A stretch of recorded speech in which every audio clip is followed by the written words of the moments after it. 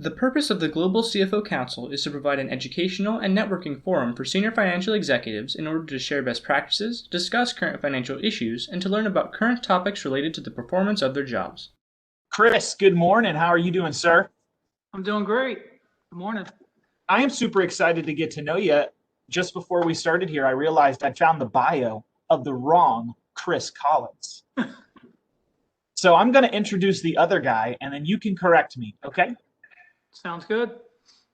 Chris Collins, not this Chris Collins, lives in Savannah, Georgia. CFO at the very awesome bar Wet Willie's is a chain of restaurants in Savannah, very famous, where I have spent quite a bit of time at, embarrassingly, and very glad that they don't have video of when I used to go to that place.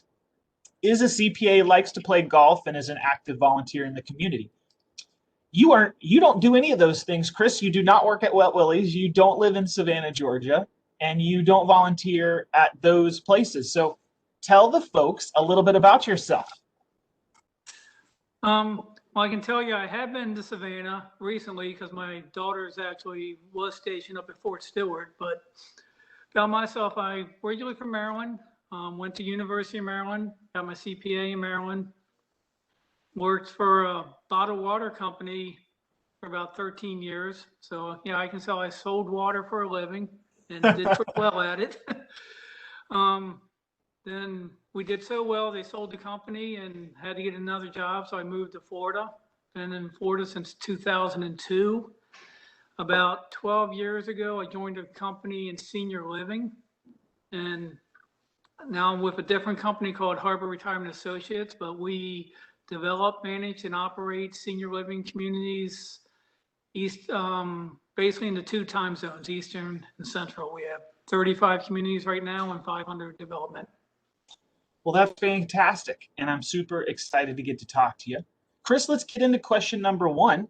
What is your favorite business book and why? One of my favorites, I would have to say, is Emotional Intelligence by Daniel Coleman. And the reason I choose that one is because back in the 90s, I was fresh out of the Army. My dad was basically old school management style, and I was in a management position, and those styles didn't work too well for me. So, I heard about emotional intelligence, which was, the catchphrase coming out back then, and read the book and realized that you had to approach people differently and listen to them differently to get your results you wanted. And that book helped me accomplish that goal. And I will say another book I really like is Peaks and Valleys. And I think that book is really, important for 2020 because I think we're all went through a valley. Some are starting to peak back up, but I would encourage reading that book. That's a short read, and it's a really good read that's applicable to everything in life, including work. Amen. That's an important book and resource right now more than ever. Yes. Question number 2, what is the best advice that you've ever received? Best advice I received was probably at the beginning of my career again, back in 1989. I was a bookkeeper in a bottled water company. And I'd been doing that for about a year when the regional manager came to me and started talking to me about a job as an operations manager, which was totally out of my footprint at the time.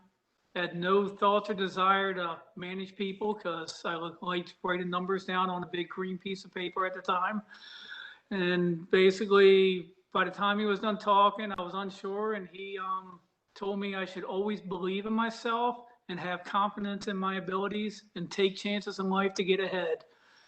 And I stayed in that job as an operations manager for 13 years until we sold the company for record profits. So I've used that advice all my time, and I advise other people to be confident in yourself, because when you're in a job, if you're confident and you don't feel it's going good or whatever, just be confident that you're going to get another job and you're going to move ahead. Because after I lost that job, I moved to Florida, had 4 jobs in 8 years.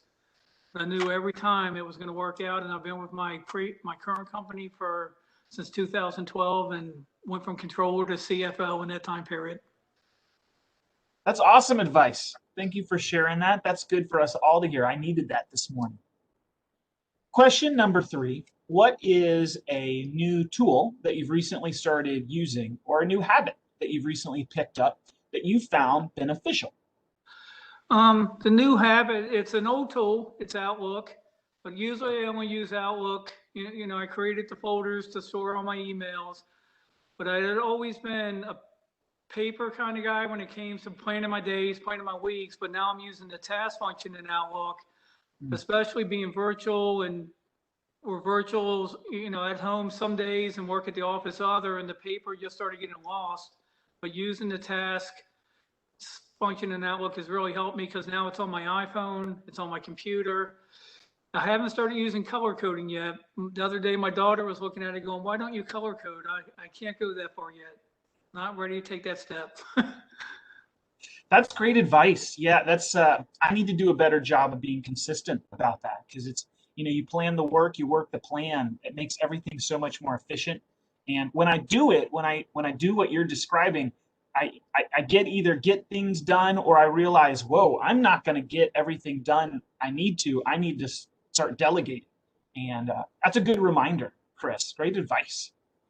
What's the best part of your current job?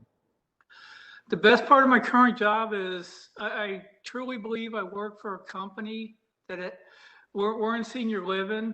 And like I said, we develop buildings and we operate the buildings. And I truly believe the management and the associates have the best interests of the seniors at heart. And we are looking to develop and operate these communities every day to give these seniors the best day of their life.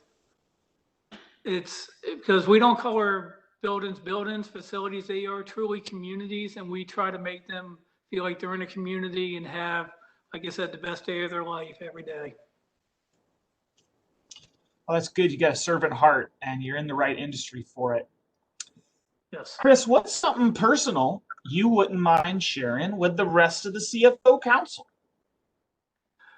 I like to have fun, and I do own a 2014 Jeep JK and I do take it in the mud. So you never get too old to have fun. And we go mudding as much as we can. In Florida, it's a little bit tougher, but we do go up into Georgia or into Tennessee and get dirty. Chris, I knew I liked you the second I saw you. I am also a Jeep owner, JK 2013. I got the doors off of my Jeep right now, and it's awesome. I tell folks, you need to rent one first before you buy one, because they're loud, uncomfortable, unreliable, and bad on gas, and I love it. Yes. You know what every saying is for Jeep, right? Just empty every pocket, because it's an addiction. My Jeep has a 2.5-inch lift, 35-inch tires, have everything. And like you said, when I have the doors on right now because I'm actually going to an event next week. So we put the doors on because we don't go on the highway that much, but I will take the doors off in mid-November again. That's awesome. So cool. Question number 6, last question. It happened so fast.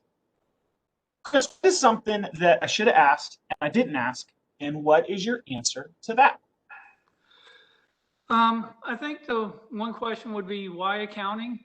And I think it takes a special breed to go into the accounting field. And I actually think I was born to be an accountant. My mom used to tell me a story that when I was being in the doctor's office when I was 4, I'd be looking at the book, not at the pictures. I'd look for the numbers of the pages. And when I got to a page that didn't have a number, I'd start crying because there should have been a number there.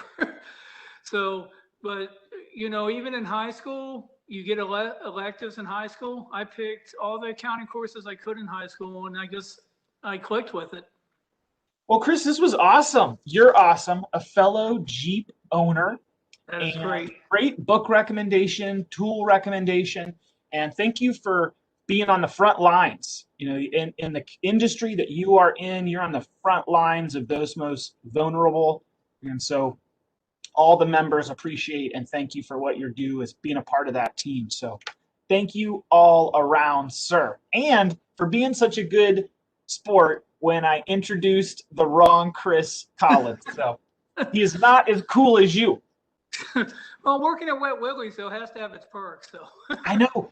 Hey, Chris, that's about halfway in between you and me. Let's meet there for lunch sometime in our Jeeps. That sounds good to me. And then I just do, since you gave a shout out to me, I do want to give a shout out to all our line level employees, because they are truly heroes out there every day protecting our seniors, to any company that's doing that, or to anybody working in the medical field or frontline employees. Thank you. Amen. Amen. Let's close on that. Great job, Chris. Thank you very much.